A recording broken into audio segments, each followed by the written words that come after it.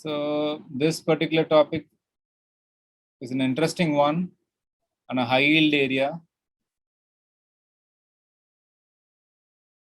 And it's a very simple topic.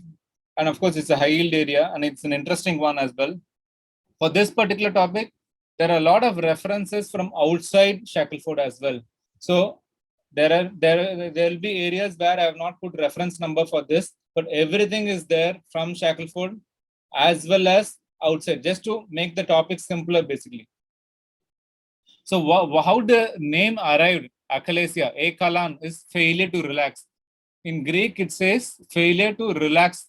The muscle does not relax basically. So recognized as cardiospasm in the 1600s. Basically, it's a form of a spasm where your sphincter does not relax and allow the food to pass through. So what they used to do in those days was take a whale rib, that particular rib where that can reach through almost like a rigid endoscope, and then insert it with a sponge and then try to dilate it. More kind of a dilatation. So what is the incidence here? It's around 0.5 to 1.2 per year. And males and females are equally affected. So there is a slight discrepancy here. So I think in Sabiston, it's given that female preponderance is slightly higher. But I would suggest you, if suppose there is a question, something like that, you will have to look at the overall pattern of the question. Suppose the majority of the questions are from Shackleford, then you go with Shackleford. If the majority of the questions are from Sabiston, then you will have to go with Sabiston. But so it is more kind of ultimately your luck basically, because these are sheer, mockery of all the efforts that the students put, but then certain questions are like this. We can't help it. So all age groups, but 30 to 60 is the most common, and etiology is still unclear. Either it can be autoimmune, viral, neurodegenerative factors, or absence of myenteric neuron plexus.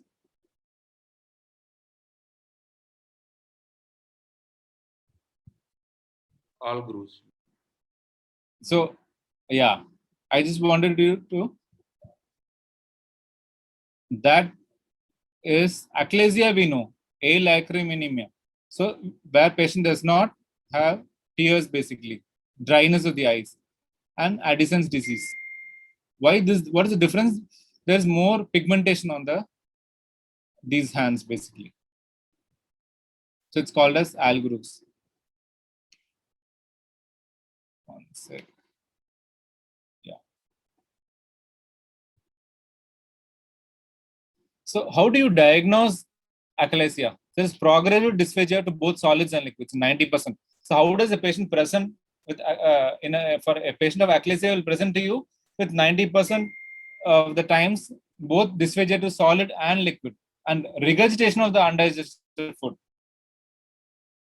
And there is nocturnal cough. Why? Because some amount of food stays there within the esophagus and they tend to aspirate. That comes as irritating the larynx. And then there's chest pain, heartburn, weight loss. Weight loss, again, people slowly reduce their appetite because of the dysphagia. So how do you rule out achalasia? So you rule out mechanical obstruction first based on the history, or you do an endoscopy, or pseudoachalasia is basically a mechanical obstruction. If there is a stricture, if there is a growth in the G junction, then all these will fall under pseudoachalasia. A dilated esophagus containing retained saliva or food residue, stasis changes. These are all findings on your endoscopy in a case of achalasia. And resistance. So even it is the same resistance that you encounter for food that you encounter for endoscope also. When you try to navigate your endoscope through the GEJ, there is some amount of resistance. In normal individuals, GEJ opens up very easily with minimal air insufflation. Whereas in GEJ, in an achalasia, there's a lot of resistance basically. So what are those arrow marks shown here? Can you see my highlighter? These arrow marks, what are they?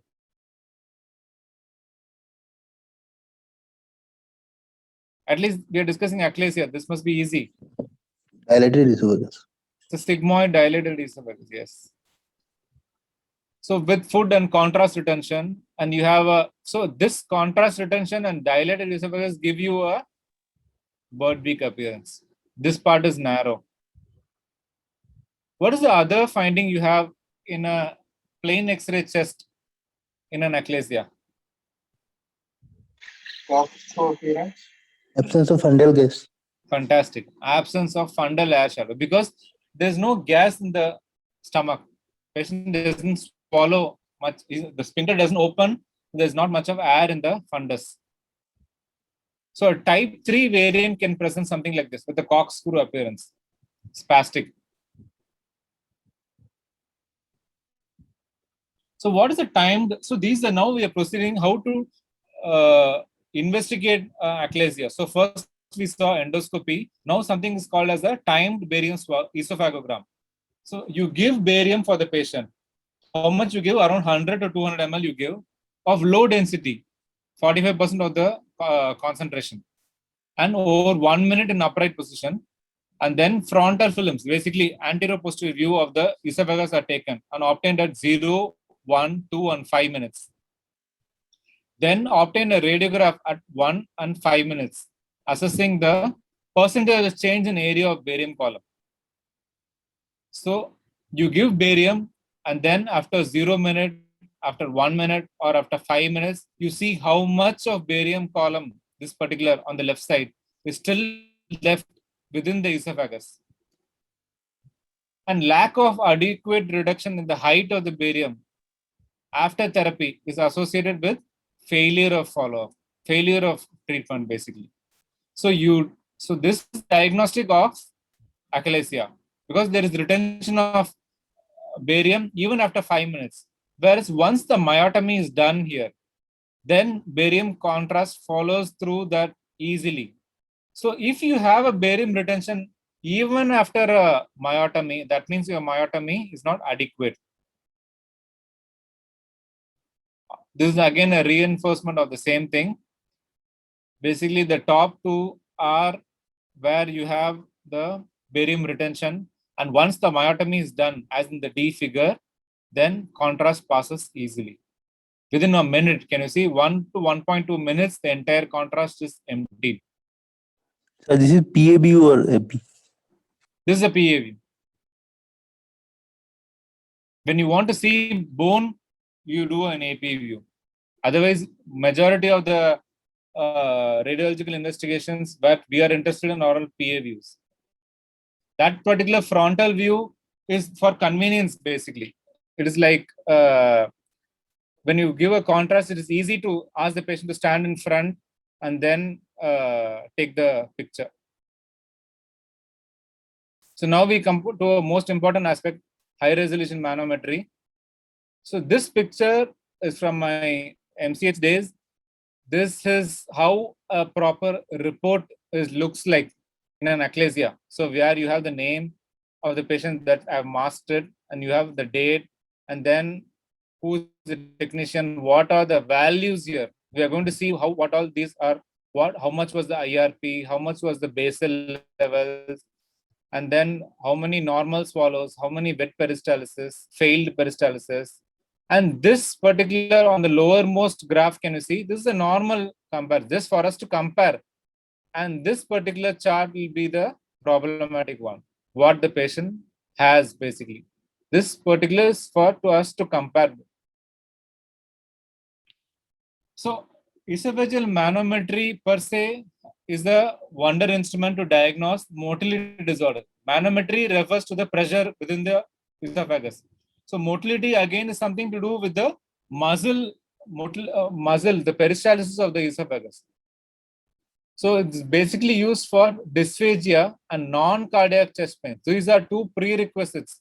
If you are evaluating a patient with a chest pain, it has to be a non-cardiac. First, you will have to rule out cardiac problems. Then only you can subject the patient to any other investigation. So high resolution manometry was described by Klaus. So what is the difference between a regular manometry and high resolution? We will anyway see. What is your understanding? Something like your HD TV, basically high definition TV and a regular conventional picture tube TV. More sensors, 36 sensors. Fantastic. Yes. So how many sensors are there in a conventional one? 6, sir. 12. Not 12. They are around 5 to 8. 5. Yeah.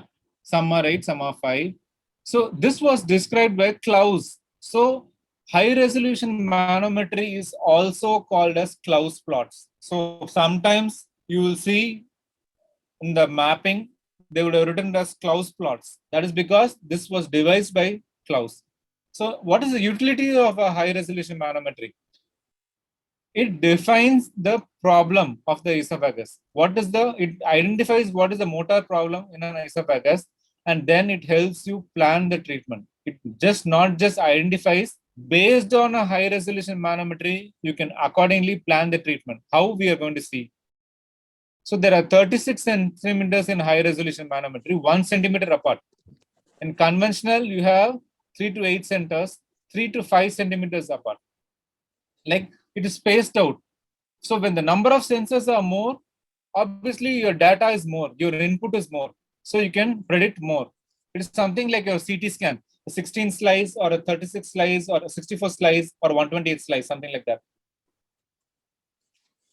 So this particular, those 1 centimeters, can you see on the left side where I'm moving my highlighter? Those are all the sensors.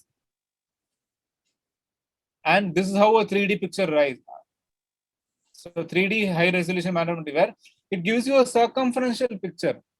It is not that if suppose this one particular sensor touches the esophageal wall, only that reading is taken. It gives you a holistic picture. Entire esophageal wall is given as a 3D picture. And that particular is the mission, how the pressure sensors are recorded. This interprets basically. The previous one was just the catheter. This is how you insert into the patient, and this particular mission analyzes the pressure recordings. So how is it done? How do you do a high resolution manometry? So it is done in a supine position. That's the first and foremost thing. Why should it be done in a supine position? Effect of gravity. Eliminate the gravity. Yeah, you don't want the gravity helping the patient to swallow. We want to see if he is lying down, does the esophagus have good peristalsis or not? So after lying down, patient is given 30 seconds rest. Then 10 swallows of 5 ml. How do you measure 5 ml? You take a 5 ml syringe, and then you, through a syringe, you keep feeding the patient 5 ml as in 10 swallows.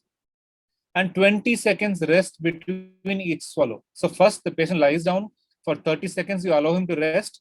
Then you start giving him the swallows, 5 ml syringes each. And in between those swallows, there's a 20 seconds gap is there. Just a small video to show how it is done in real life.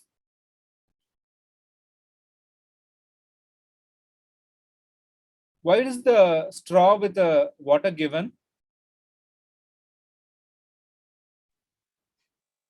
What is the technician trying to do here? Helps to swallow the RT. Cutting the pratik. Yeah, basically we want to keep the patient as comfortable as possible. So if you ask them to swallow it blindly, it's tough. So when you give water, patient is easily able to swallow the catheter. So once the catheter is positioned, so that is again, you have markings on the catheter, and if you want, you can fluoroscopically re-examine the position, and then you make the patient lie down.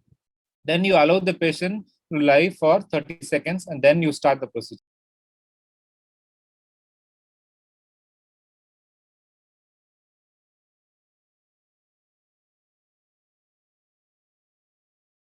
So those are the 5 ml swallows that patient is given.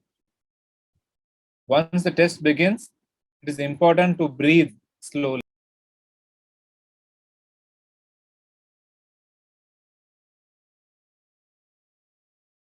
So why breathe slowly? Because we don't want the pulmonary pressure and the diaphragmatic pressure to alter the pressure recordings. So gentle breathing is required. So in an EPT, that is esophageal pressure topography, or also called as the Klaus plots, the y-axis. So I'll just explain you what is the y, what is the x, what is the z. So the y-axis represents the length of the esophageal body with the pharynx on the upper at the top, and then the upper and the lower esophageal sphincter at the bottom. So this is the y-axis from 0 on my left, where you can see the spotlight 0 to 35. What is 0 to 35? 35 centimeters is the length of the esophagus. That is an average length, right? 35 to 40 centimeters is an average length of the esophagus. And on the topmost, you have the upper esophageal sphincter, that is here.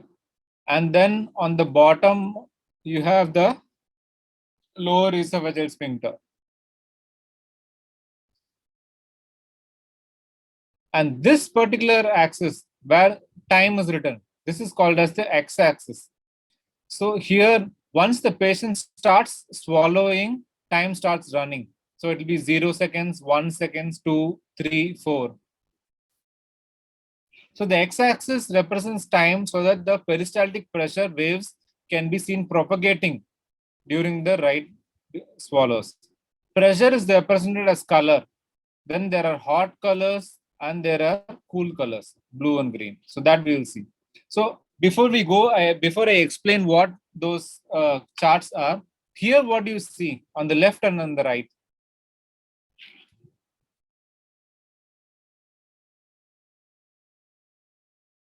What is shown on the left? Conventional. Yeah. So this is conventional basically. So those here you have 1, 2, 3, 4, 5, 6 sensors. And those particular sensors are the levels are shown when compared to a high resolution. In high resolution, can you see the entire esophagus is classically seen, whereas in a conventional one, only these particular points are assessed. And beyond that, it is tough to assess. So that is why a high resolution came into the picture, which gives, because what if there's a problem in between these two plots? We will not be able to find out, right? So going on to explain this particular thing, this is the length of the esophagus. Here will be time 1, 2, 3. And here what you are seeing here, these are color codings. So red, this is a hot color. So when you say, when these areas which shows red here, that means the pressure is very high. That means the pressure is as high as, it can go as high as 150 millimeters of mercury. Whereas the blue areas here, those are the lowest point, 0. And then you have the green. So blue and green are the lower end of the spectrum. So they are called as the cool colors. As the intensity goes up, the pressure grows up. So it's a pictorial representation. Even without looking actually at the pressures, you can identify where the pressure has been high. So here in the upper esophageal sphincter, initially there has been a relaxation. Can you see there is blue here? Patient swallows here and there is a gap here. That means the upper esophageal sphincter has relaxed basically. There is no pressure. And then post swallow, there is a contraction of the esophageal sphincter, upper esophagus. So that becomes red. Then the food passes here. So at 0 seconds, the patient starts swallowing. At 1 second, the food is just below the upper esophageal sphincter. Then at 2 seconds, it goes further down, maybe around 15 centimeters on the length of esophagus. 3, 4. So peristalsis will be something like this, a step ladder pattern. This is how a peristalsis should look like. It should not be a vertical line. You understand? Because if the patient swallows food here and immediately it comes down within the same, that means food basically drops. That means you don't call that as a peristalsis. You call it as a peristalsis when there's a movement along the esophagus over a period of time. And then what do you call as a CDP? Can you see something written as CDP? Contractile deceleration point. So what is this point basically? Contractile deceleration point is the point where the pressure there slightly becomes less. I'm telling you crudely. You don't have to exactly know the definition. It represents an inflection point and a contractile propagation. That becomes a definition. So how it is identified? You draw two lines basically along the axis, and then where they meet, it is called as a CDP. But in layman terms, for you to understand what a CDP means is that particular point, the pressure slightly becomes inverse. That becomes an inversion point. So the velocity slightly comes down beyond that CDP. So that is why, and why CDP is so important, because from the start of the swallow till the CDP is what we measure. That is called as a distal latency. We will see what is distal latency eventually. And can you see a box here? EGJ relaxation, basically. That means how long. So when the patient starts swallowing here, that time itself, the lower esophageal sphincter slightly starts relaxing. And throughout the swallow, as the peristalsis, the EGJ is relaxed only. And once when the food bolus reaches here, then when it passes through, again the lower esophageal sphincter starts contracting. So what was gap here? What was blue here? Again slowly becomes green, then yellow, and then red. That means the sphincter is slowly regaining its pressure, intraluminal pressure. And this black color line that you're seeing, where the pointer says 30 mm isobaric contour. So this particular black line represents the uniform 30 millimeter mercury point. So throughout this, because basically pressure cannot become zero in esophagus or upper esophageal sphincter, right? Some amount of muscle pressure is always retained. It can relax and it can contract, but in between it cannot become zero. So that particular point where the black line represents, that is the 30 millimeter isobaric bar, this 30 millimeter. So far it is clear? Because this is the very basic understanding of high resolution manometry. On the left, you have the length, and then on the right, on the bottom, you have the time, and then on the right side, again, color coding, basically pressure sensors. So upper esophageal sphincter, which relaxes immediately after swallowing, and lower esophageal sphincter will still open, and once the food bolus goes through, then it starts contracting. So till then, this is called as EGJ relaxation. This is called as a deglutative window. Deglutition is swallowing, basically. So till then, it is open. So what do you analyze here? You go what is called as a hierarchical analysis. And how it is done? It is done through a classification called as a Chicago classification. So first we try to analyze what are the values. First we get the data from the pressure sensors.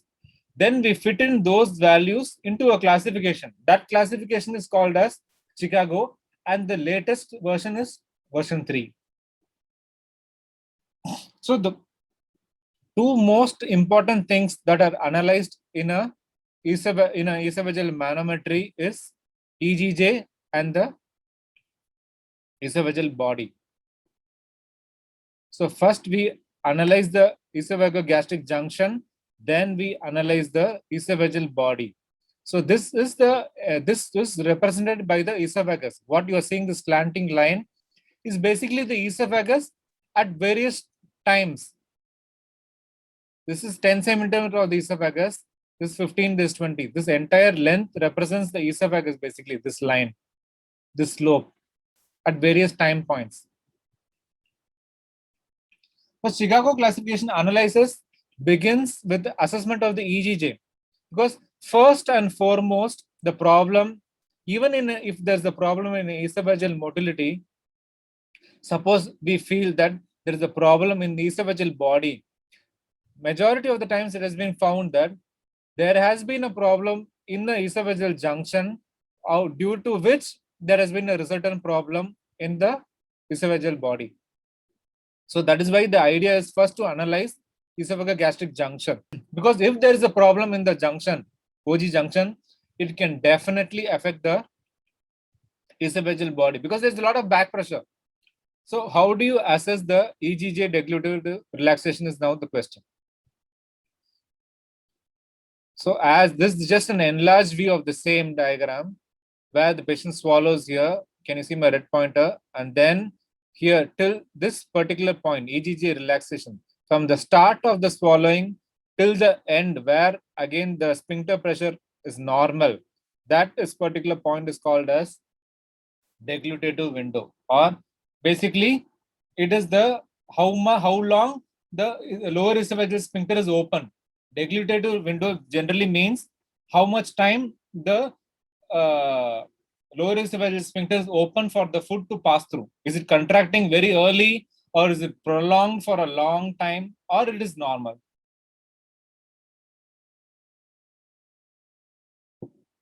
So integrated relaxation pressure. So what we refer to as integrated relaxation pressure basically means pressure in the lower esophageal sphincter. IRP refers to pressure in the LES. Relaxation pressure, how much can it relax? It's what this means. Why integrated?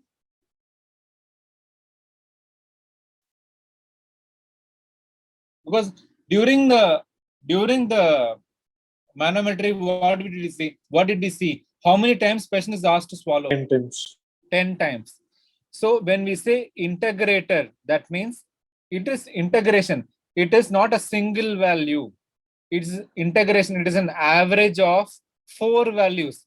So the first 4 times when the patient swallows, we record the pressure and the lower esophageal sphincter. That particular pressure. So 4 times we record, we sum and we divide it by 4. So that particular pressure is called as integrated relaxation pressure. This integrated refers to that. So relaxation pressure basically refers to LES. Integrated means average pressure. And so how much can the LES relax? So if it is less than, we are not talking about the baseline pressure. Understand? How much LES relaxes? That is what is we are seeing. That is how much. Suppose the patient is swallowing food. The LES has to relax, right? So how much is able to relax? That particular pressure is what we are trying to measure, and that should be less than 15. If it is more than 15, that means there is a problem with the. So these are the values basically. We'll come back to this later again. So what do you mean by contraction vigor? We'll first explain what is contraction vigor. What do you understand by vigor?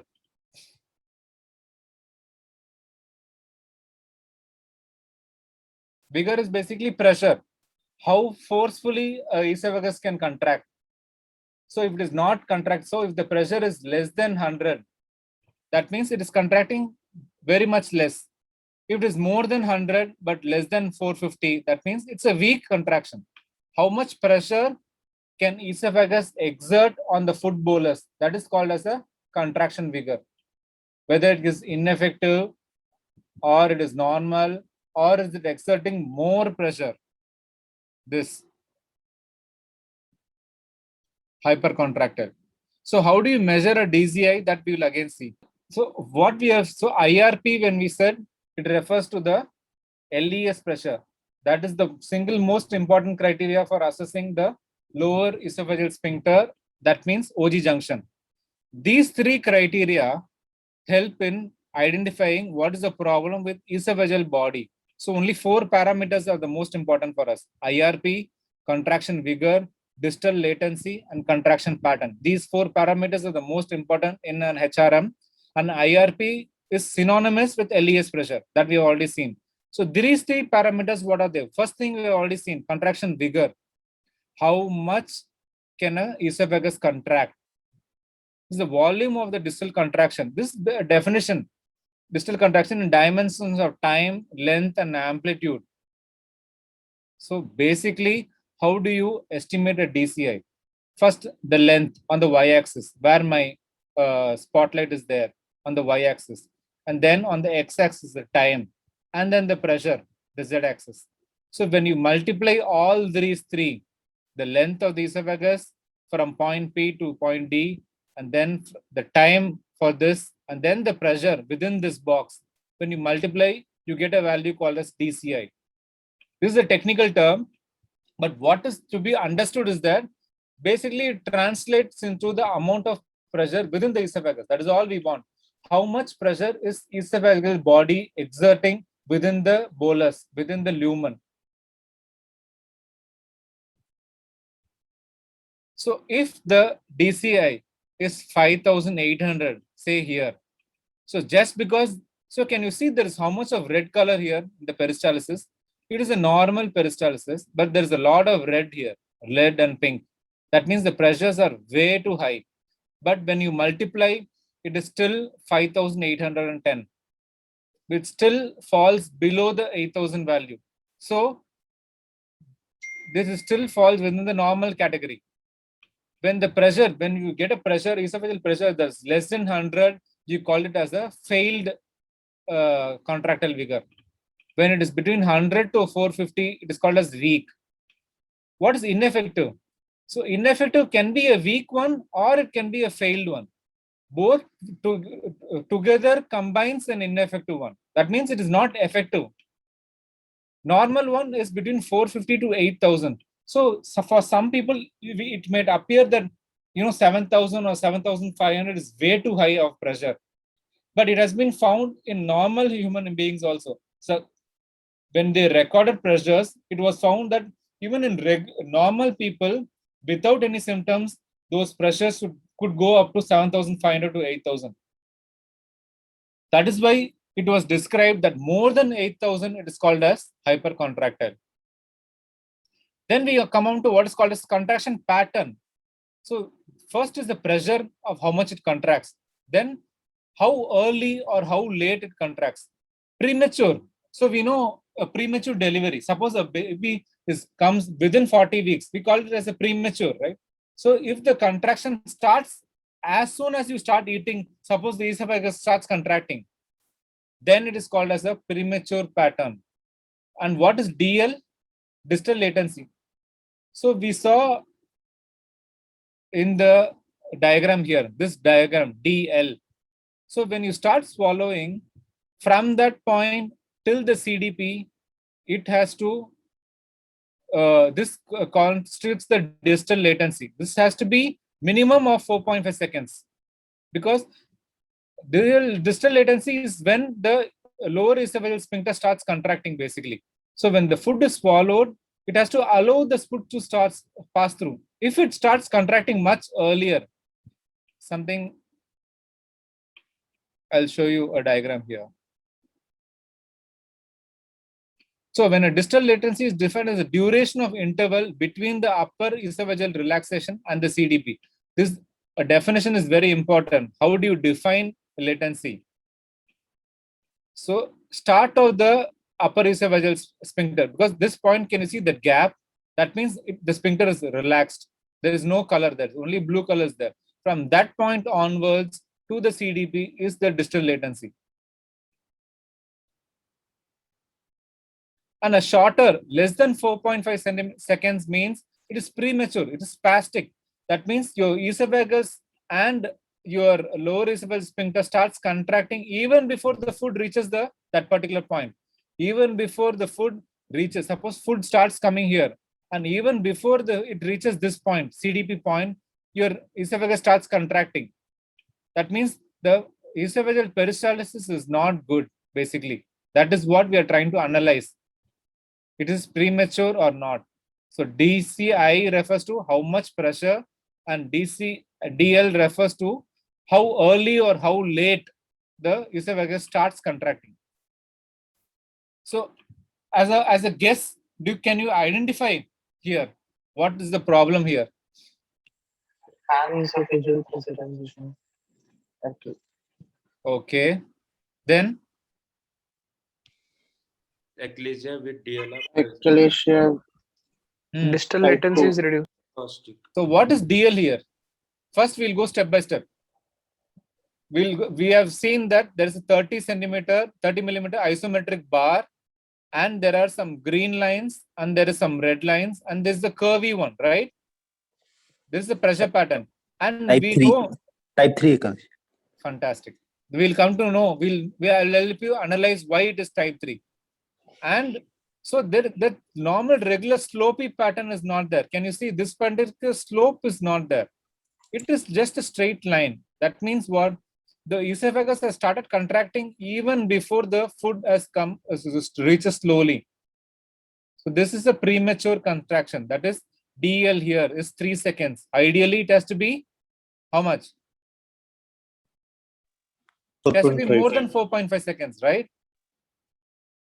It has to be at least 4.5 seconds. If it is less than that, that means it is a shorter DL. And this is the type 3 achalasia. We will analyze like why it is a type 3 achalasia later. So then the third indication. So what are the 3 parameters that we help in esophageal body? Could someone just tell me? Well, I'm taking so much time for achalasia only because I want it's interesting as well. And if you understand it, things are much easy when you go back. What are the 3 things? LE is contraction or relaxation, DCI, CFV, what is that? First is vigor. Next is, that is described by the DCI. Then it is the DL. That is how soon or how late. Then the third is called as a contraction pattern, whether it is uniform or it is broken. So here, what is the problem here? Can you see a break in the peristalsis? So we know that color coding, right? What does blue represent? Basically, there is absent pressure. There is no peristalsis at all in this segment. Close to 8 centimeters, there is a break in peristalsis. That is called as per this diagram, contractile pattern and then fragmented. That is fragmented one. So this is how we go about analyzing the Chicago classification. So first we have the values. We know what is an IRP. We know what is the DCI. First we'll just identify where all the values come. First we identify IRP. That is the start of, because we told that any problem, any esophageal motility problem, first and foremost, you have to rule out a sphincter problem. You have to rule out a EGJ, esophagogastric junction problem. Why so? Because LES problem can lead to problem in body. Can affect the esophageal body. And there is another reason to that. Achalasia is the most common of the motility problems, right? We first rule out achalasia, then we go to other problems. So one value is IRP, we know. Basically, it is a sphincter pressure. Then we know what is the DL, latency. Then we know what is the pressure within the esophagus, DCI. If you know these 3 values, it is easy to identify, arrive at the conclusion. It's basically a flow chart. So suppose IRP is normal and 100% failed peristalsis. That is, IRP is more, it's not normal. Upper value of normal. So if IRP is more than 15 and the peristalsis 100% are failed or it is spastic, then it is called as an achalasia. Type 1, there is no contraction in the esophagus. Type 2, there is pan-esophageal pressurization in more than 20%. What is 20%? How do you identify the percentages here? Number of swallows. Fantastic. So number of swallows in the 10 swallows. So we ask the patient to swallow 10 times, right? Out of that, how many times patient is having this pan-esophageal pressurization? If patient is having more than 2 times, the entire esophagus is pressurized, then it is a type 2 one. And type 3 is there's a spasm. Here is where your DL comes. Suppose the IRP is more. Suppose the LES pressure is high, more than 15, and it starts contracting within 44.5 seconds, like this particular chart. It starts, the DL is less, and can you see the IRP here? It is 26. Absence of LES. Can you see there is food, the patient has swallowed here, there's gap here, but there is no relaxation in the EGJ. Because this value IRP has to be less than 15. This IRP is 26 and the DL is less. Hence, it is type 3 achalasia. So far, it is clear how we analyze achalasia. First, we go for IRP. Suppose the IRP is normal. That means what? IRP is not above 15. Then we go on to the next step. IRP is still higher, but there is no problem with the peristalsis of the esophagus. So then we rule out achalasia, then only the EGJ is the problem. Can you understand the difference between these two? One, the LES pressure is also high and the peristalsis is also a problem. That means it is achalasia. This number 2 is pressure is high. Esophageal, lower esophageal sphincter pressure is high, whereas the peristalsis is normal. So it is not 1, 2, 3 or achalasia, only the problem with the outflow obstruction. This particular entity is a ill-defined entity because some authors say eventually it will go on to become a full-fledged achalasia. This is just a spectrum, but let's not get into that. For you to understand EGJ, that means incomplete relaxation, or it could be a pseudo-achalasia. It could be a mechanical obstruction. Either it could be a stricture or it could be a growth. So both these two are problem with the outflow. Then we come to the third one. So the first two, IRP was higher. The third one, can see here, IRP is normal. The moment the IRP is normal, that means there is no problem with the outflow. There is no problem with the esophagogastric junction. There's no problem with the LES pressure. Then we go on to decide what is short DL and what is high DCI or what is failed peristalsis. Then all these things come. So diffuse esophageal spasm we will be seeing later. More than 20%, again, of the 10 swallows, if the patient has more than 2 swallows, premature contractions, that is the distal latency is less than 3.5. It is called as DCS. What is jackhammer? If the pressure is more than 8,000 in more than 2 swallows, that is more than 20%. So you remember it as percentage. You don't remember it as swallows. If it is more than in 20% of the recordings, if it is more than 8,000, that means the pressure is so high. That means you call it as a jackhammer. Suppose there is no contraction. Failed peristalsis. We saw if it is less than 100, it is called as absent contractility. And so these are major disorders. Can you see 1, 2, 3 in the numbering, and then you have a dotted line here. So as per the Chicago classification, these are major motility disorders, whereas 4 and 5, these are minor motility disorders. And why can you see hierarchical? What is hierarchy?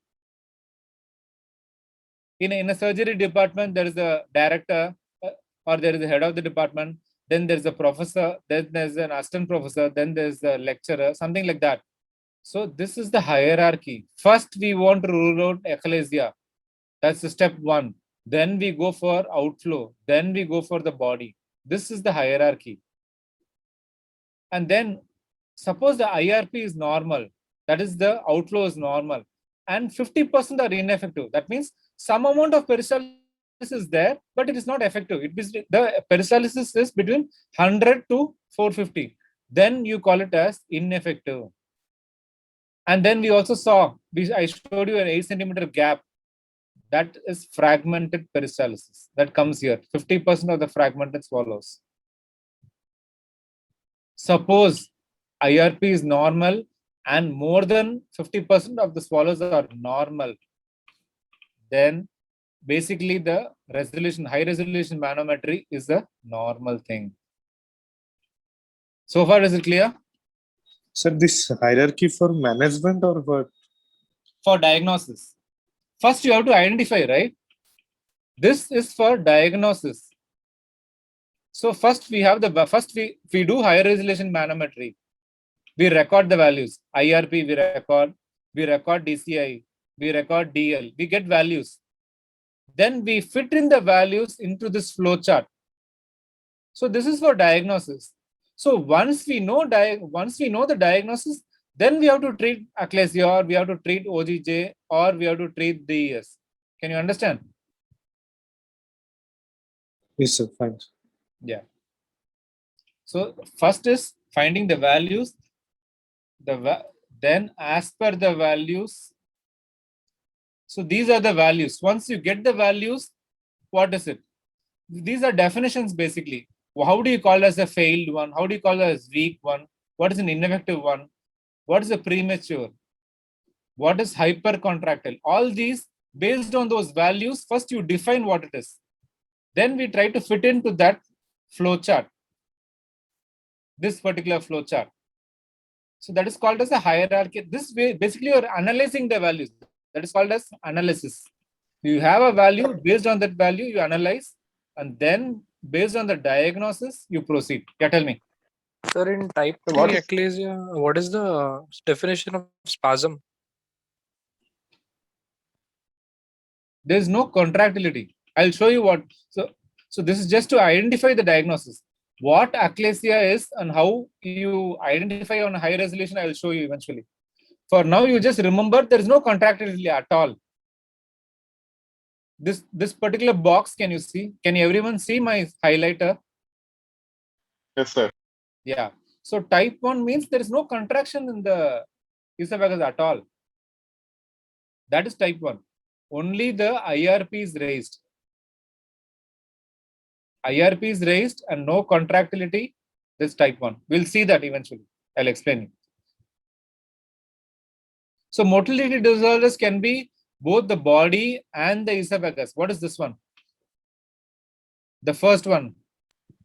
Achalasia. Achalasia. Yes, that is why. Can you see this? Now can you understand? This first particular box is this one, where the body is also a problem and the LE is also the problem. If what is the only the problems of the body? Jackhammer, Jackhammer. DES, and absent contractility. Yes, only the body. That means IRP is normal. These are body problems. Here the LES is not affected.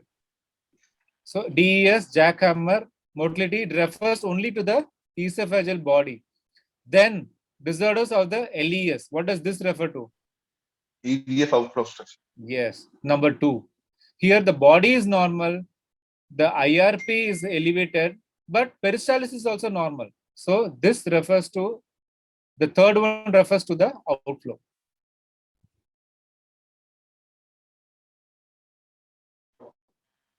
Excuse me, Tell sir. me. Sir, what is the mean with the percentage, sir? 20%, 50%? I just told you, right? So patient, we remember that patient is asked to swallow 10 times. Yes, sir. Yeah. And every time the patient swallows, we record the values, right? Yes, sir. So suppose in 2 times or more than 2 times, patient is having, suppose 10 swallows and 2 swallows, patient has this problem. The slide is not moving, one second. Okay, slide. So 2 problems. So it is 20%. 2, yeah. Sorry. 2 by 10, that is 20%. Suppose Okay, sir, okay. when they say 50% effective means more than 5 swallows basically. Okay, sir. But don't remember as number of swallows. Why? Because not every center does 10 swallows. Some do to 20 swallows, some do 6 swallows. So based on that, percentage is what we are interested in. You understand? So now can you understand the types? Can you identify? We'll go by the basics here. Can you see the IRP here? All the 3 IRP you see. All are above 15, right? And we know that IRP is more elevated if it is more than 15. So that's the first protocol. Or even if you want to understand it by pictorially, can you see there is no relaxation of the EGJ, there is no break. See, when the patient is swallowing above, there's a break in the sphincter, right? There is a relaxation of the upper esophageal sphincter, whereas there is no such relaxation of the lower esophageal sphincter here. Can you see? Can everyone appreciate sir. that? Yes, sir. Yeah. And IRP here, can you see the values here? 18.4, 33.7, and the type C is 26. So the IRP is elevated. That means this is the first block of the Chicago classification. Then someone asked, right, what is type 1? No peristalsis. Can you see it's only blue here? Only when there is color, that means there is pressure within the esophagus. When there is no color, that means there is no peristalsis. There is no pressure within the esophagus. That means there is no peristalsis. This one, no contractility. Esophagus is not contracting at all. That is type 1. No pressure means no contractility. PAN. PAN means what? Total. PAN means the entire esophagus is contracting. And can you see this 30 mm? Now you know why there is 30 mm line is there. Entire esophagus is uniformly contracting and there's only one pressure zone, only green color. Can you see the difference between type B and type C? That is 2 and 3. Here there is green as well as there is red. There is a spasticity here. Here there is a uniform contraction. More so, between type 2 and type 3, the DL, distal latency, is less. That means premature contraction. That means as the patient starts swallowing, the esophagus starts contracting. This is the basis of identifying the manometry figure. So far we have analyzed what composites, how do they record. That is the technical details. No one is going to ask you how to perform a HR manometry. Whereas, Sir, can you please repeat type 2 and type 3 again? yeah, I'll do that. So type 1 is everyone clear? Can you see that there is no pressure in the esophagus? I told you the color codings, right? Red, green, yellow, blue, hot colors, cold colors. That represents the colors. So there is no pressure here. Whereas here, there is a uniform pressure. There's a uniform green one. So the first most important thing is that pressure, IRP is higher and there's a pan pressurization. That means there's a uniform pressure. Whereas here, there is a spasticity. When you call it a spasm, when there is tightness in the muscle, you call it a spasm. And irregular. So there is pan-esophageal and there is spasm. So here the distance between the origin of the swallow and the starting of the contraction, that time should be 4.5 seconds ideally. But here it is just 3 seconds. In a normal individual, it has to be at least 4.5 seconds. And can you see this irregular contractions? Basically, at the same time, there is no peristalsis here. Can you see? I'll just show you. So, regular normal peristalsis will be something like this, right? It will be a slope. Here, the patient starts swallowing here and food just comes through here, straight. Suppose the patient starts swallowing here. It is 0 seconds, 1 second, 2 seconds, 3 seconds. Whereas here it is 0 seconds and 1 second, the entire esophagus starts contracting. Ideally at 0 seconds, there is no contraction here. And at 1 second or 2 seconds, that's how the peristalsis is, right? Whereas here, can you see the esophagus starts contracting as the patient swallows. This time is is very less. It has to be 4.5 seconds, but it is only 3 seconds. So what is the value of distal latency in type 2 or is it not mandatory? Not mandatory. So you will see a pressurization here.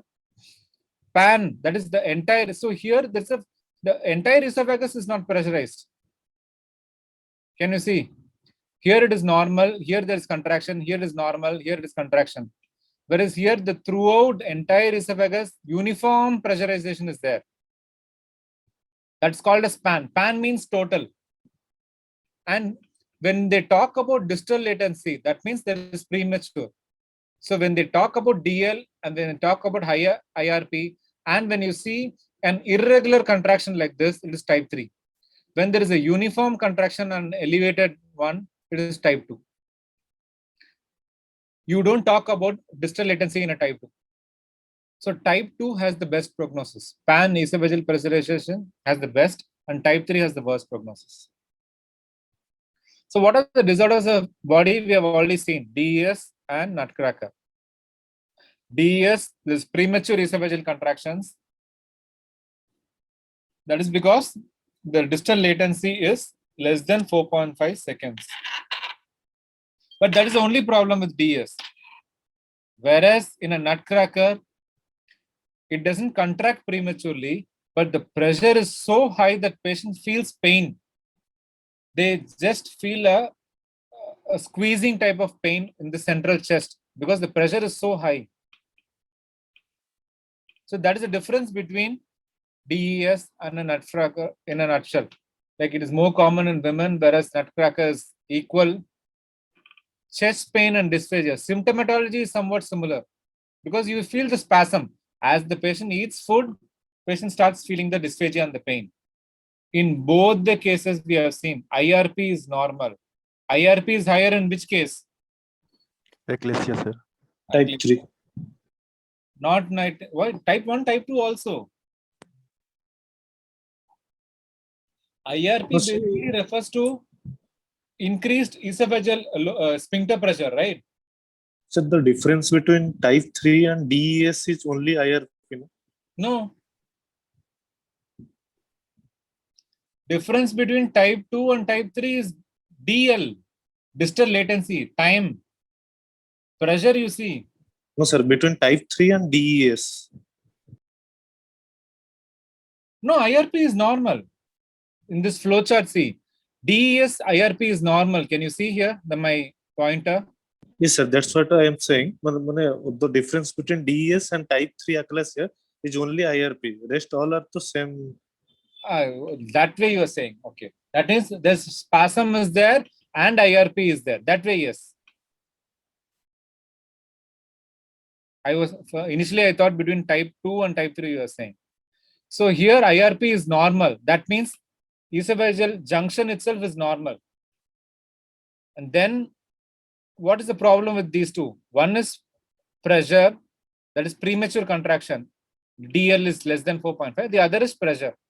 2 swallows. To make it simpler, in one I have put it as 20% and the other I have put it as 2 swallows. Can you understand? It's both refers to the same basically.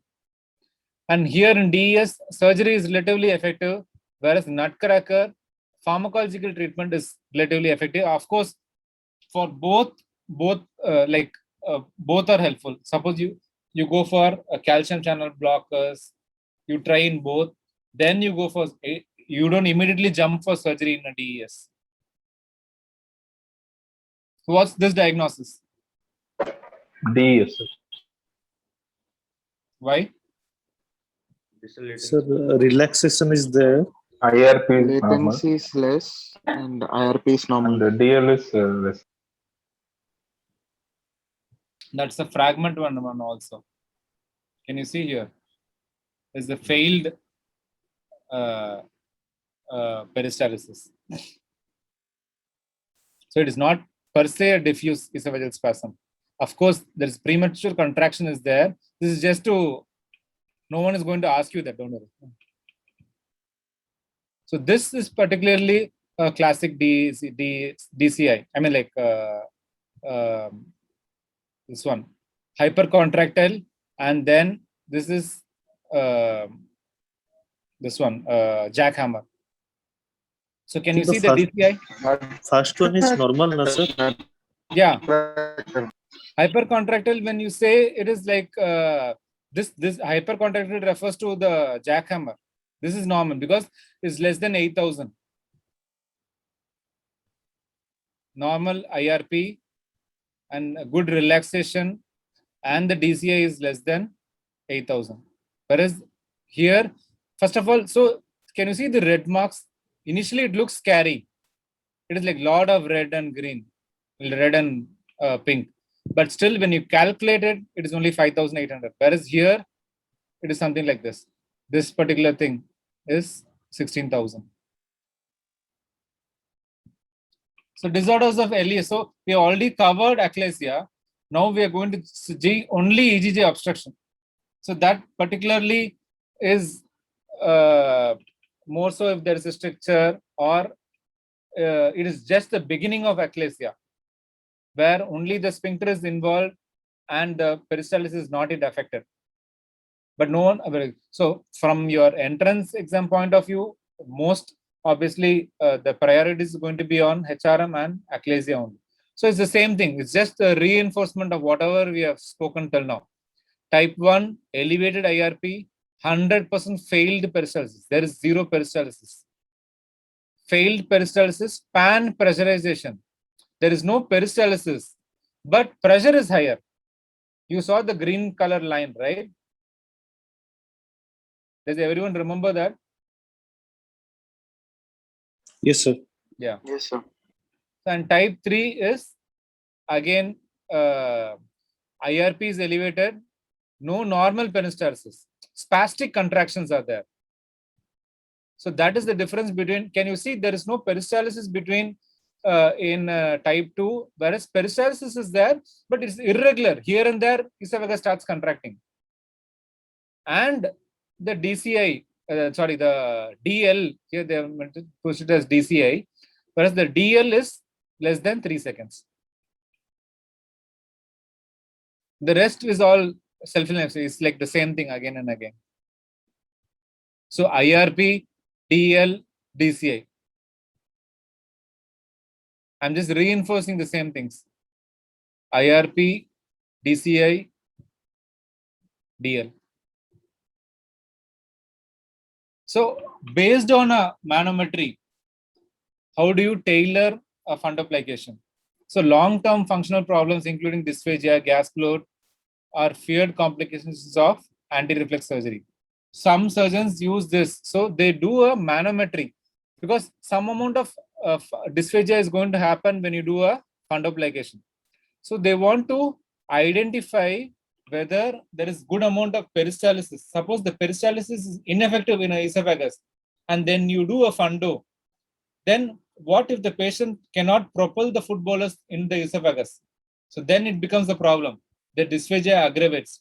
Or what if there is a minor baseline elevated esophageal sphincter pressure, and we didn't know, and then we go on to do this one fundo. Obviously, there's going to be a dysphagia. So those are the reasons why some surgeons prefer a high resolution manometry even before a fundo. So patients with absence of severely impaired peristalsis should undergo a partial fundo. So there's the contradictory picture here, like this particular statement. Even if there is an ineffective peristalsis, or even if there is an absent peristalsis, some surgeons recommend Nissen. They say that through gravity, it doesn't make a difference. But as per your textbook, ideally is that having done a high resolution manometry, the best way to go about it is that suppose you see that patient is peristalsis is impaired. That means esophagus is not able to propel the food properly. Why do you want to complicate it through a 360-degree wrap? We can do a partial wrap. So types of achalasia, we have already seen this. A classic achalasia where no contractile is there. So type 1 is called as a classic achalasia. Type 2 is pan-esophageal pressurization. These are the key words basically. And type 3 is vigorous or spastic achalasia. That is irregular contractions, premature contractions. Premature meaning DL is less than 3 seconds. I mean, like less than 4.5 seconds. Yeah. So why outcome is best in type 2? That is because even if you operate on a type 3, there is going to be contractions. You can relieve the sphincter pressure, but peristalsis is still irregular, right? Whereas in a type 2, there is pan pressurization is there. So the entire esophagus is still pressurized. So when you relieve the sphincter pressure, food easily drops down. So that dysphagia is easily eliminated. Whereas in type 1, there is no peristalsis at all. So in type 1 and type 2, there is zero peristalsis, whereas in type 2, pressure is there, pressure is maintained in the esophagus. So food can, at least pass through. Whereas in type 1, there is zero pressure, there is zero peristalsis. Thank you, sir. Yeah. So type 2 has the best, type 3 has the worst, type 1 is intermediate between the two.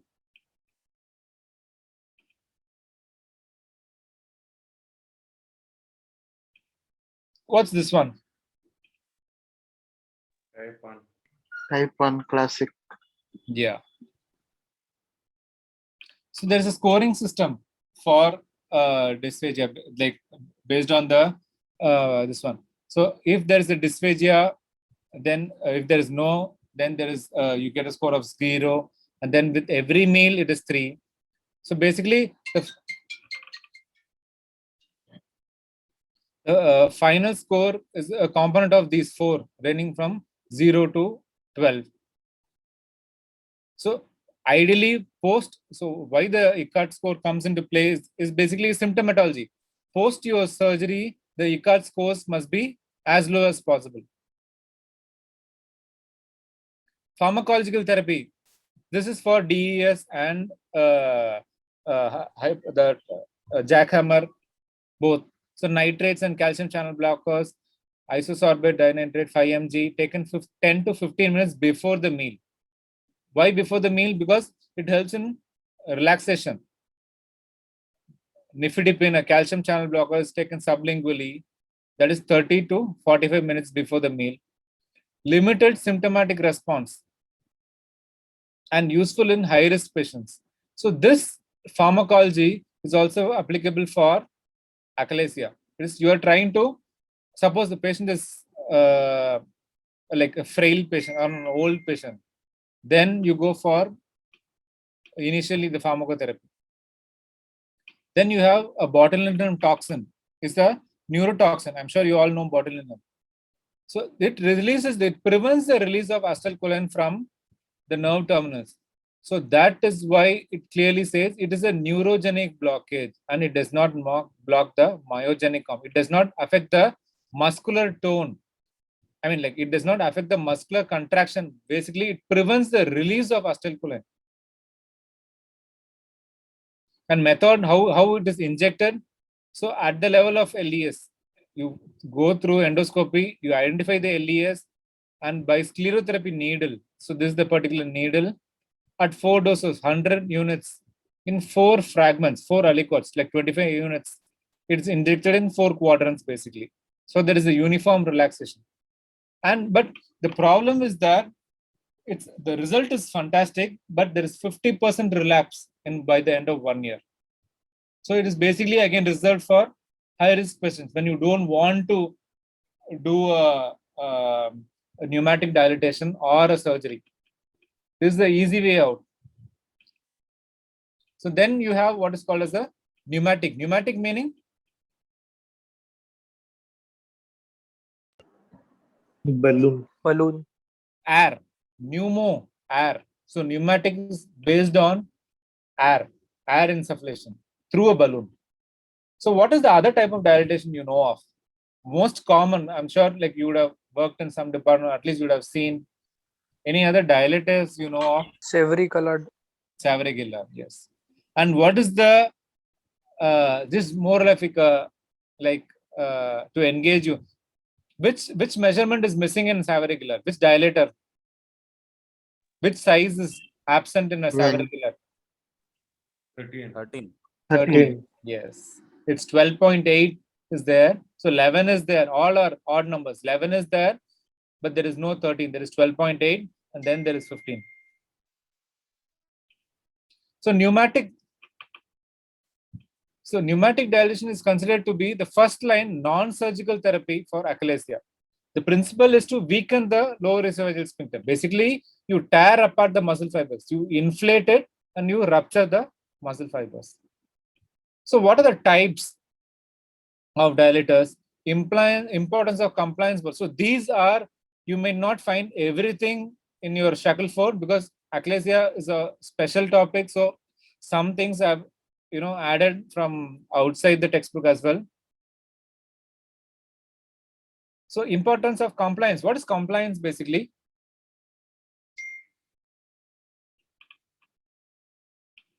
Compliance is how much a tissue yields to a pressure. Suppose you put pressure on a tissue. What is the resistance basically? Suppose you put pressure on a tissue, how much resistance does it give it back? So that is called as the compliance. And evidence of pneumatic dilatation measure. What is HCM? PD is pneumatic dilatation. What is HCM? Heller's cardiomyopathy. So what are the types of pneumatic dilators? One is endoscopic dilator, other is fluoroscopic.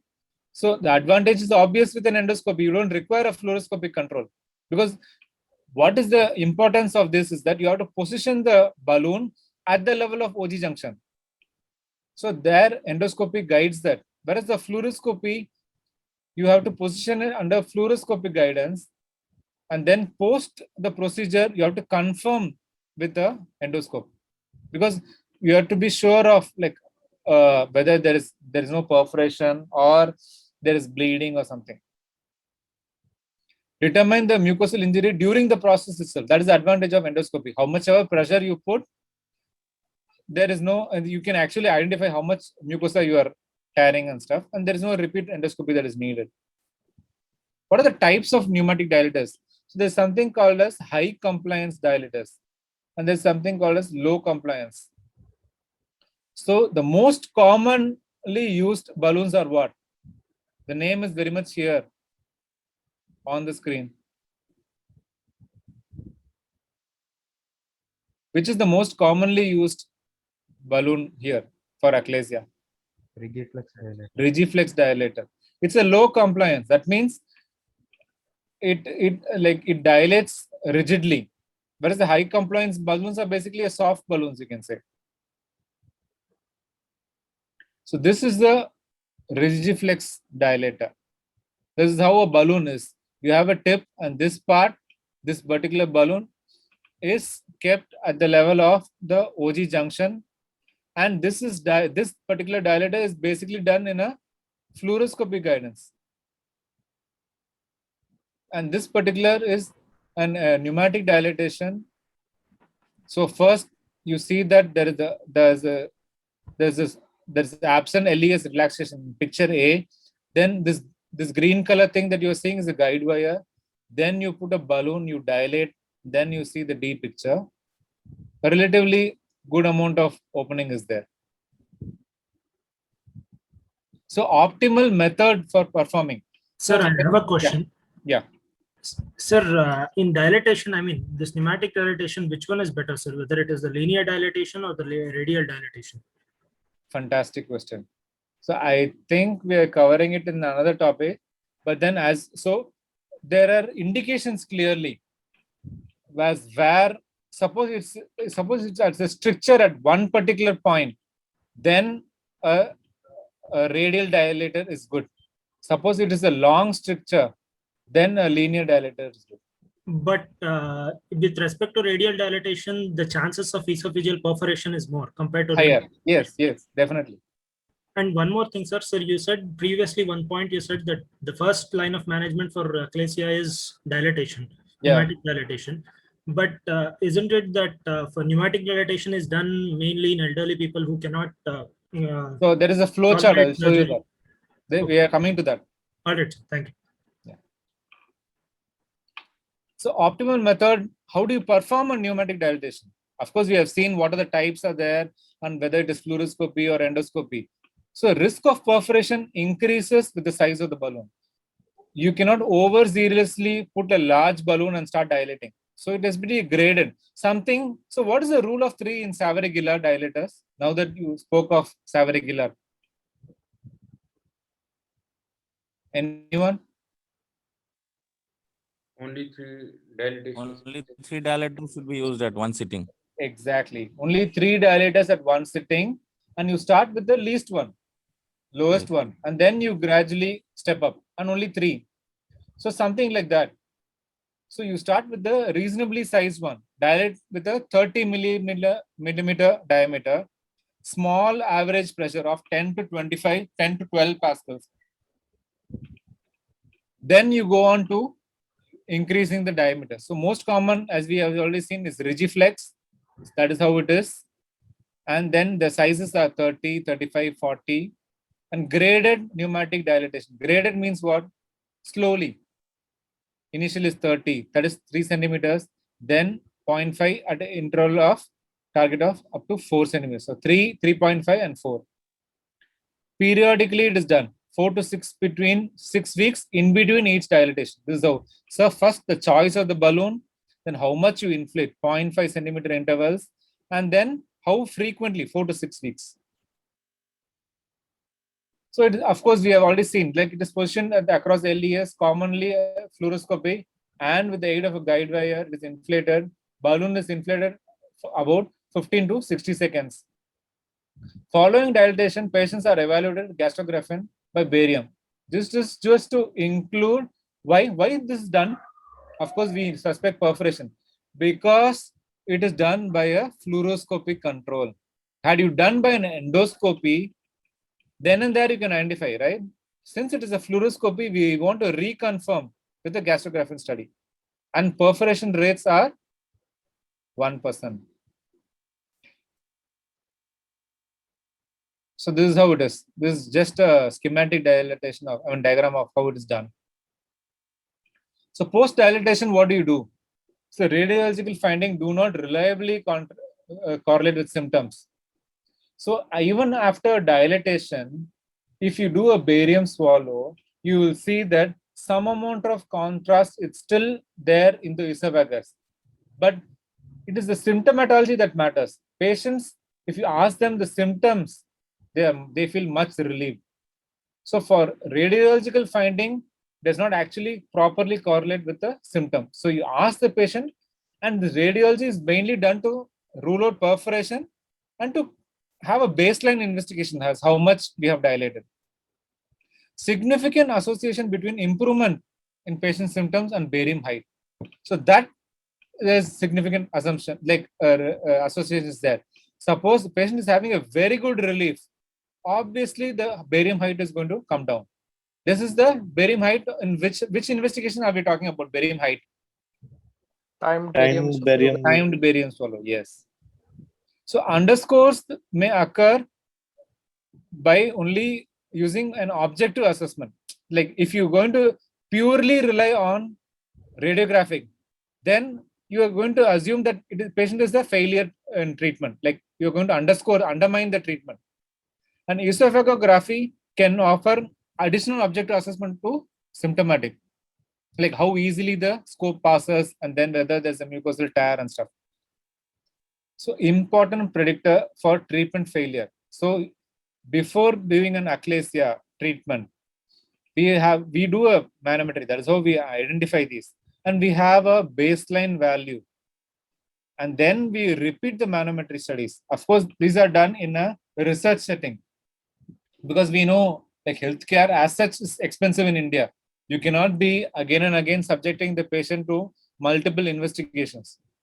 So these are like more of research. So it is like important predictor of treatment failure. Suppose when the patient says that the issues are persisting, then you do a manometric study. And then if the patient has, So when there is a failure, when can there be a failure in a manometric based on a manometric finding? So when the patient is like a male sex or pulmonary symptoms or failed response to 1 or 2 initial dilatations, then post-dilated LES pressure is relevant to better remission. Like suppose you do an IRP of 16 or 18 centimeters, say 18 millimeters of mercury is there, and then post-dilatation you again record the IRP and it says it is less than 10, say 7 or 8.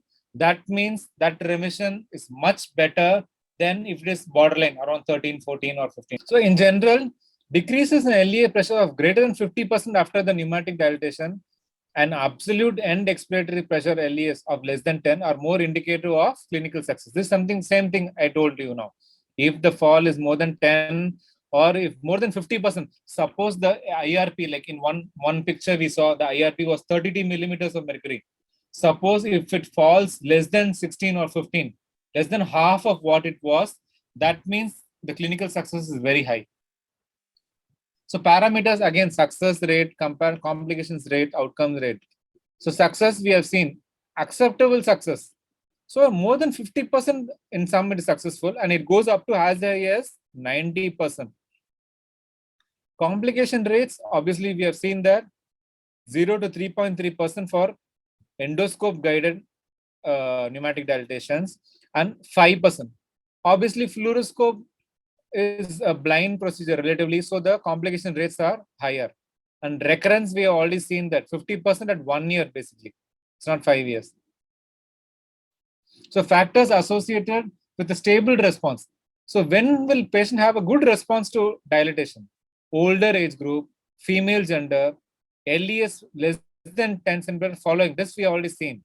A narrow esophagus prior to dilatation. If suppose the esophagus is already dilated, that means the response will be relatively less. And type 2 eclasia that we have seen, pan-esophageal. So outcomes all favor surgery to PD with overall success rate. So these are like studies basically. So these are not from, some are from Shackelford, some are from articles. So majority of the long-term surgeries, long-term outcomes favor surgery to pneumatic dilatation. So if the patient is a young patient, best is to offer a surgery. Older patients appear to be associated favorable with pneumatic. And stents, these are not a proven thing.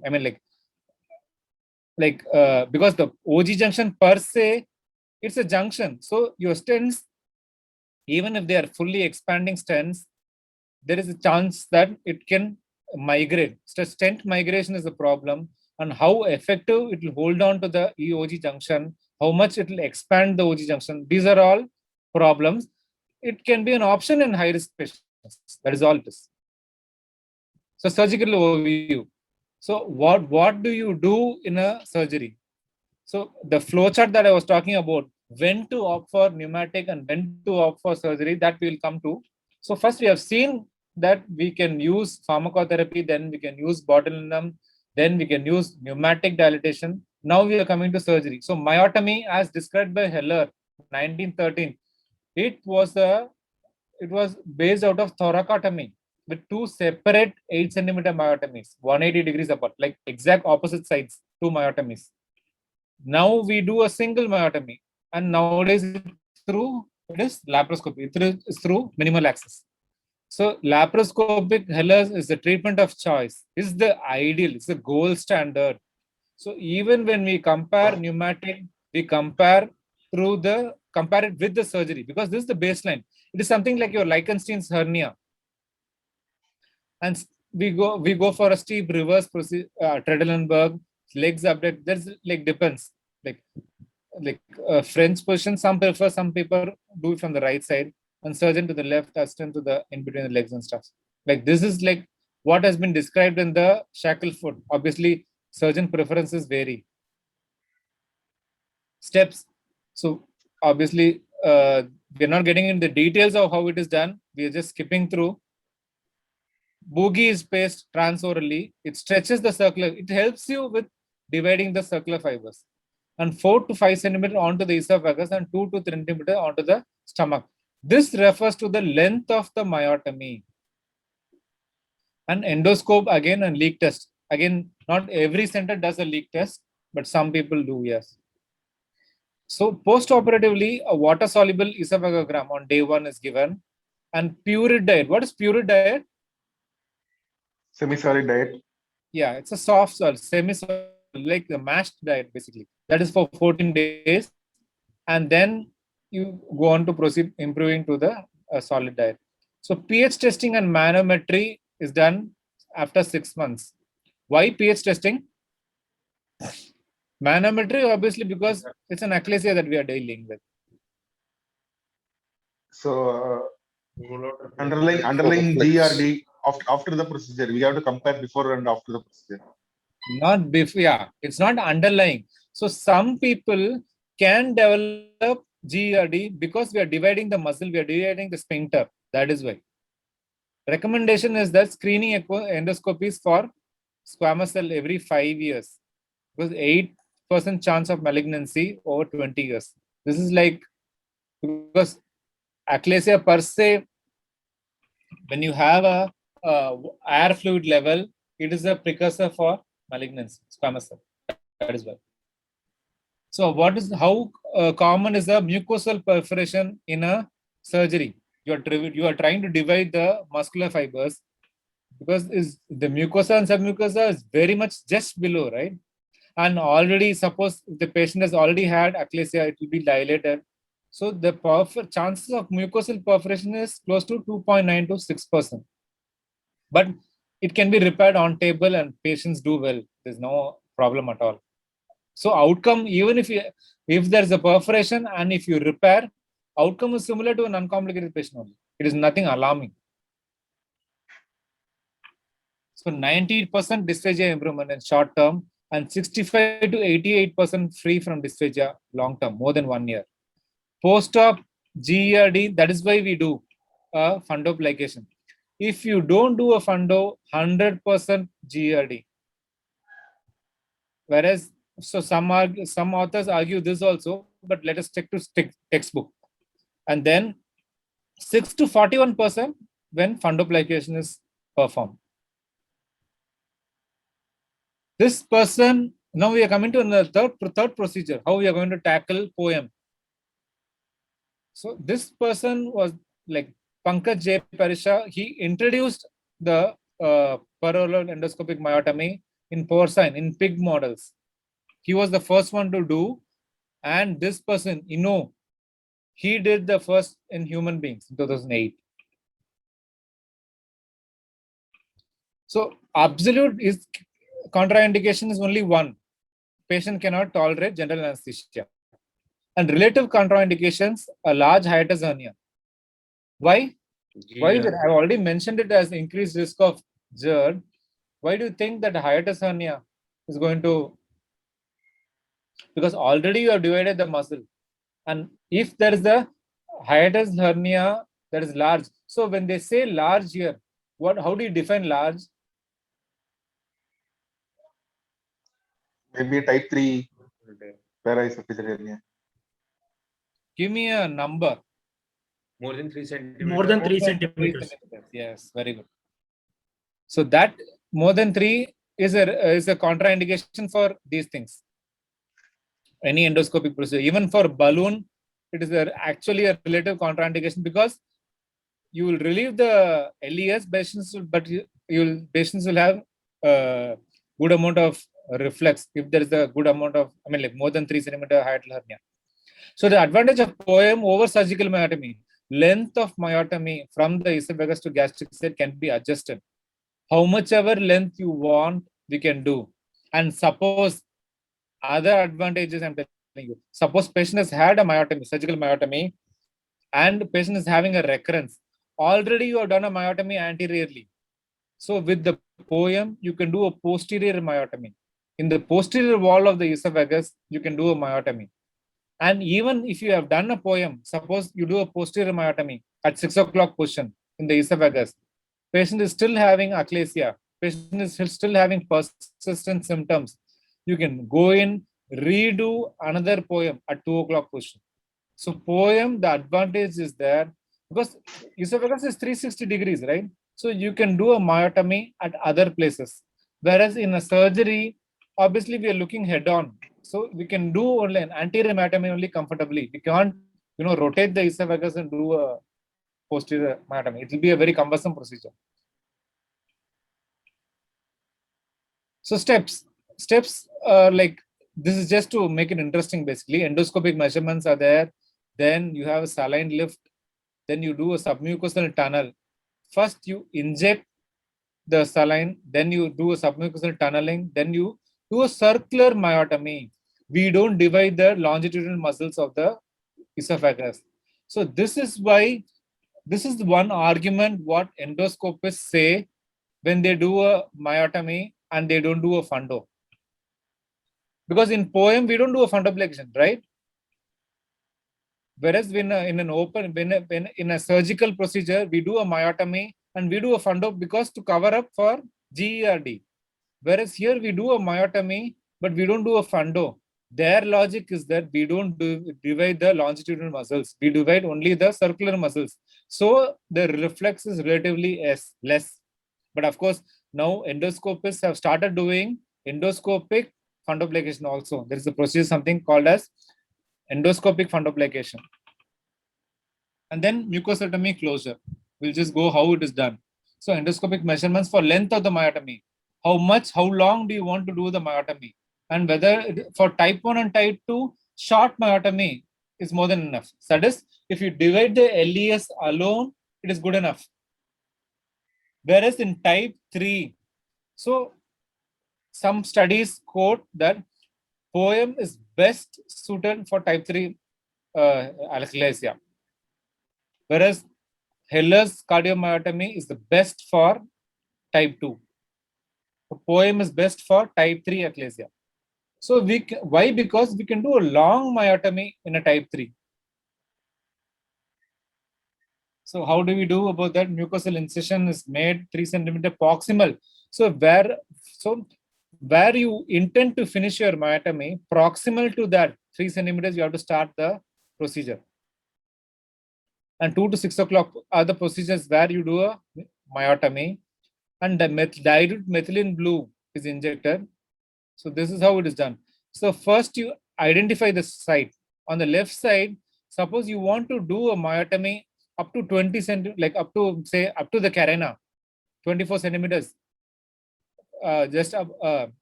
Then you will have to start the procedure at 21 centimeters on the endoscopic marking, 3 centimeters above the level of where you want to do the myotomy. Then you inject the saline. So this is how it gets bulged. Then you do a mucosotomy. You cut the mucosa. Then you tunnel. So on the right side, can you see image? In between the wall of the esophagus, you are going. So on one side, there is esophageal musculature. On the inside, there is mucosa and submucosa.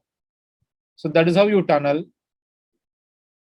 And post-tunneling, you identify the circular muscles and you start cutting the muscles. You start dividing the muscles with a hook. So this is the hook that is being shown. And then after that, how do you close the mucosal rent? You take the scope, and this is where you have created the mucosal rent, right? That you close it with the clips. So myotomy is 2 to 3 from distal to the mucosotomy, something similar.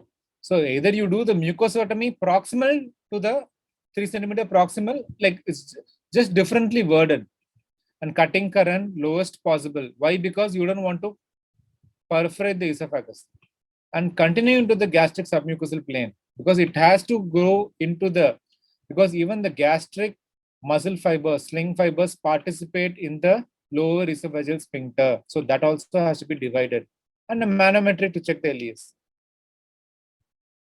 So 90%. So what is that dilute methylene blue solution? So that is just to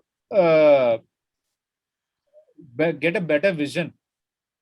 When you inject this bluish hue, can you see? And this color, can you see? Like this blackish color, can you see here on the image where I'm scrolling? So it helps you image. Because once you go into the tunnel, it will all be pink only. So on one side, can you see that this one is there? Like on one side, where I'm scrolling, that is mucosa and submucosa.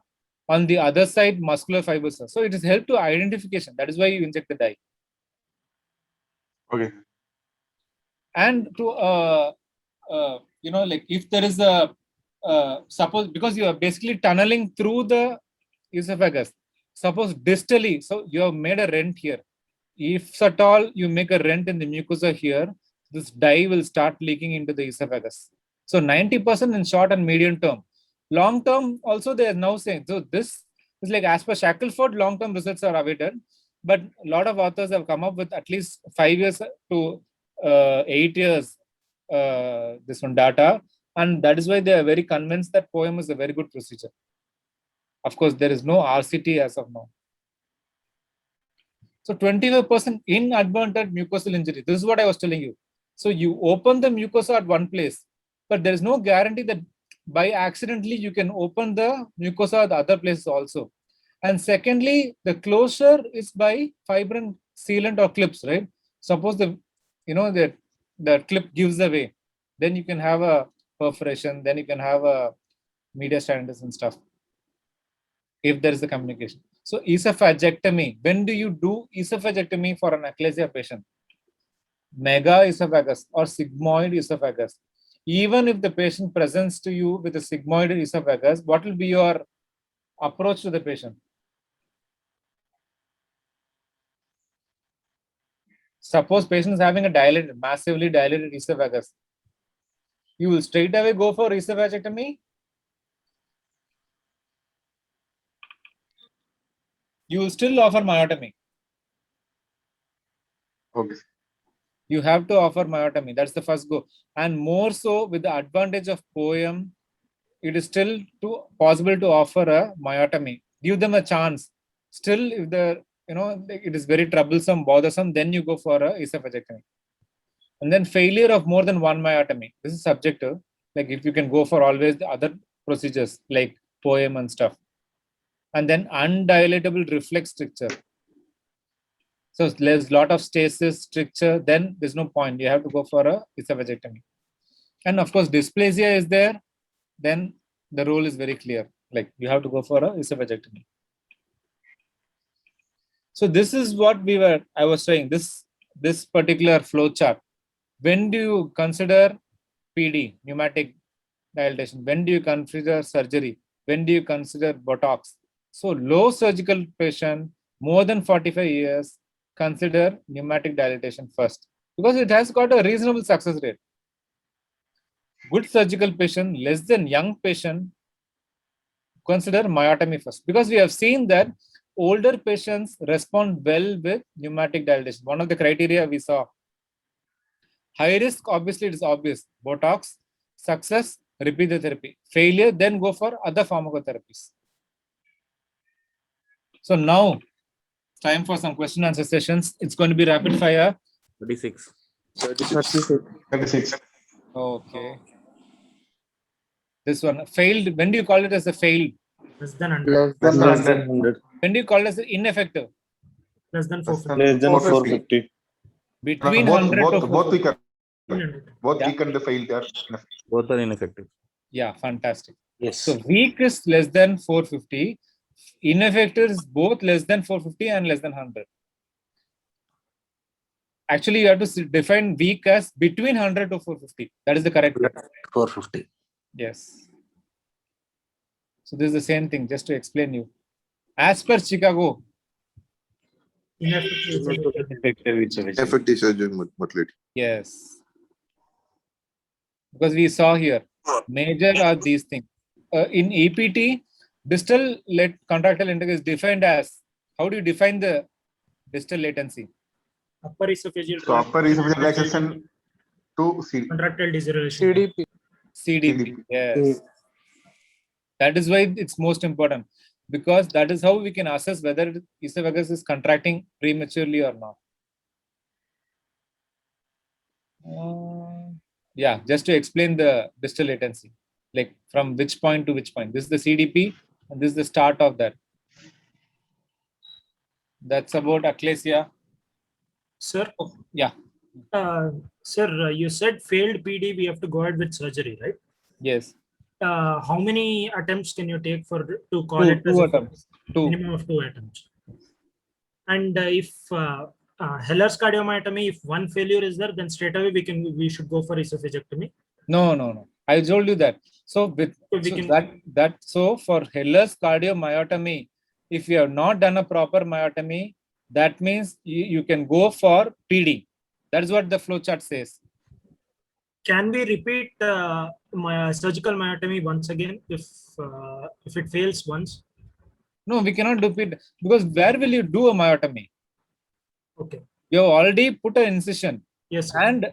And now if you go back again inside, that mucosa and the serosa will all be stuck. That area will be inflamed. If you try to do a myotomy, you will perforate the esophagus. Okay, thank you, sir. So that is why here, as per this picture, can you see the slide still? Yeah. So if there is a failure, then you go for PD. And today, like even if you don't want to go for a PD, you can go for a POEM. That is what we spoke, right? Advantages of POEM. Posteriorly, we can do a myotomy. Okay, thank you, sir. So any doubts so far? All clear? Achalasia? Clear, sir.